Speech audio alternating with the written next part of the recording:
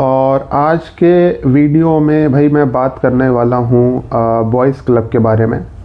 काफ़ी महीने हो गए मेरे को बॉयज़ क्लब के बारे में बात करे हुए, और जिन लोगों को नहीं पता पहले मैं उन लोगों को बता दूं कि भाई मैंने कुछ महीने पहले एक ग्रुप शुरू किया था टेलीग्राम पे, जिसका कि नाम था भाई बॉयज़ क्लब।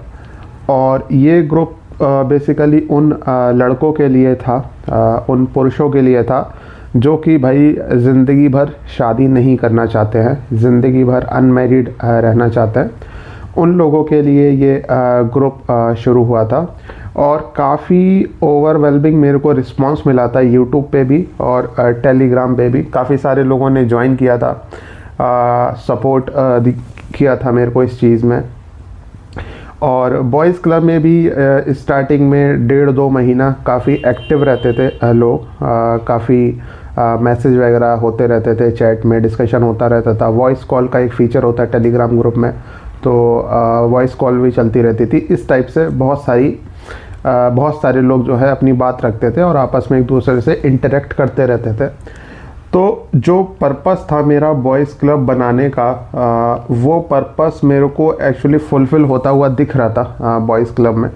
मेरा पर्पस ये था कि भाई ऐसे जितने भी लड़के हैं सोसाइटी में आज के टाइम में जो शादी नहीं करना चाहते हैं, और आगे भी आने वाले कुछ सालों में ऐसे जो लड़के होंगे जो शादी नहीं करेंगे, उन लोगों को भाई एक कॉमन प्लेटफॉर्म बने ऑनलाइन, वो एक आपस में मतलब जुड़ सकें, आपस में एक दूसरे से इंटरेक्ट कर सकें, एक दूसरे को सपोर्ट कर सके ज़रूरत पड़ने पे। तो वो पर्पस था बॉयज़ क्लब का, राइट। और स्टार्टिंग में मेरे को जैसा रिस्पांस मिल रहा था, जैसा डिस्कशन चल रहा था बॉयज़ क्लब में, उसके हिसाब से मेरे को वो चीज़ उसी डायरेक्शन में जाती हुई दिख भी रही थी। लेकिन धीरे धीरे फिर क्या है, लोग पता नहीं इंटरेस्ट लूज़ कर दिया लोगों ने या क्या, धीरे धीरे फिर वो चीज़ कम होती चली गई और डिस्कशन काफ़ी कम होता चला गया बॉयज़ क्लब पे। आज के टाइम में भाई 7-8 महीने हो गए लगभग उस बात को। आज के टाइम में ग्रुप ऑलमोस्ट डेड हो चुका है। ओकेजनली कभी कभी कुछ ना कुछ बात हो जाती है, कुछ लोग होते हैं जो किसी ना किसी टॉपिक पे बात कर लेते हैं, लेकिन मोस्ट ऑफ द टाइम जो है ग्रुप डेड ही रहता है।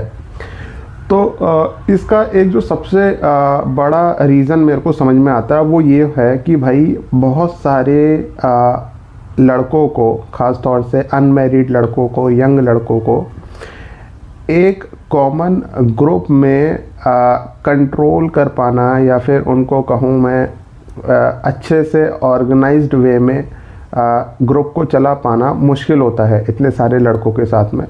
क्योंकि भाई वो मतलब डिसिप्लिन्ड वे में तो मतलब नहीं रहते हैं, और रहना भी नहीं चाहिए।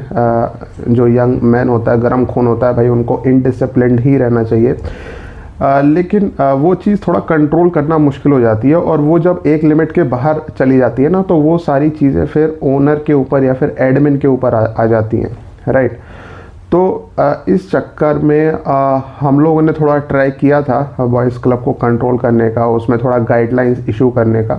लेकिन क्या है कि वो चीज़ें फिर कम्युनिकेशन को रेस्ट्रिक्ट कर देती हैं, मतलब उनका जो आपस में डिस्कशन होता है, आपस में जो बातें होती हैं, उस चीज़ को फिर वो रेस्ट्रिक्ट कर देती हैं, और फिर एक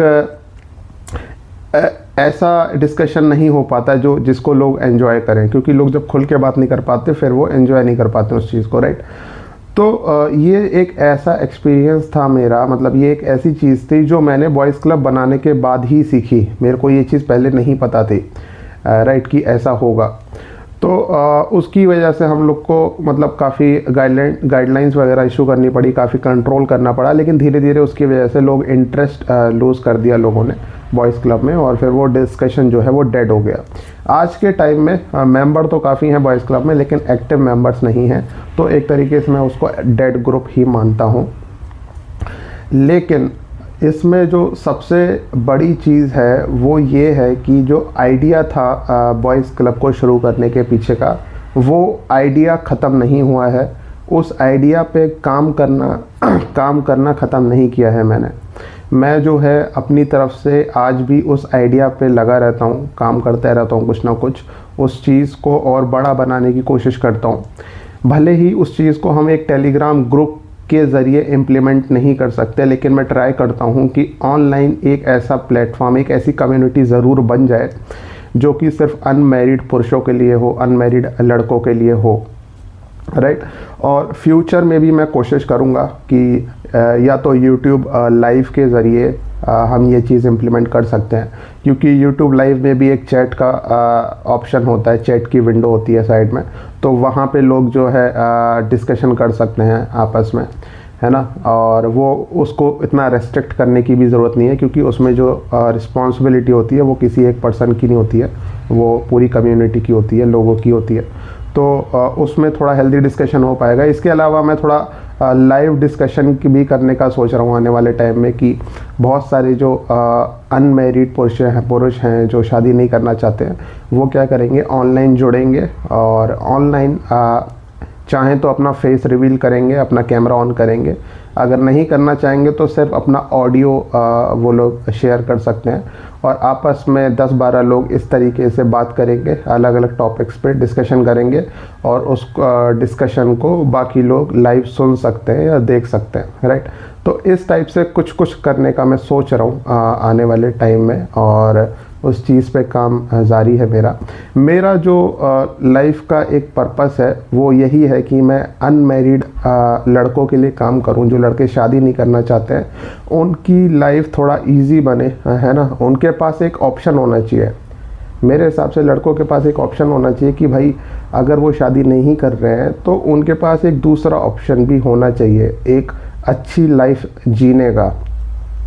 दिक्कत ये है कि आज के टाइम में पुरुषों के पास शादी कर रहे हैं तो उनको दिखता है कि हाँ थोड़ा सा उनको स्टेबल लाइफ मिलेगी और थोड़ा वो प्रेडिक्ट कर सकते हैं अपनी लाइफ को। लेकिन अगर वो शादी नहीं कर रहे तो उनको ऐसा लगता है बिल्कुल अकेले पड़ जाएंगे और कोई उनका साथ देने वाला नहीं होगा, राइट। उनको कोई ऑप्शन नज़र नहीं आता कि अगर शादी नहीं करेंगे तो कैसे अपनी लाइफ जिएंगे। तो वो ऑप्शन बेसिकली मैं बनाना चाहता हूँ। मैं चाहता हूँ कि उनको बिल्कुल भी डर फील ना हो, अगर वो शादी नहीं करना चाहते हैं तो आराम से कंफर्टेबली अपनी लाइफ को एंजॉय करके जी सके, ऐसा मैं एक ऑप्शन बनाना चाहता हूँ। और ये मेरा एक ज़िंदगी का पर्पस कह लो, या ज़िंदगी का मतलब एक काम है जो मेरे को करना है। तो उसमें मैं कोशिश कर रहा हूँ आजकल, और मैं ट्राई करूँगा कि मैं जल्दी से जल्दी अनमैरिड पुरुषों के लिए जो शादी नहीं करना चाहते, यंग लड़के हैं, उनके लिए कुछ ना कुछ ऐसा ज़रूर बनाऊँ। तो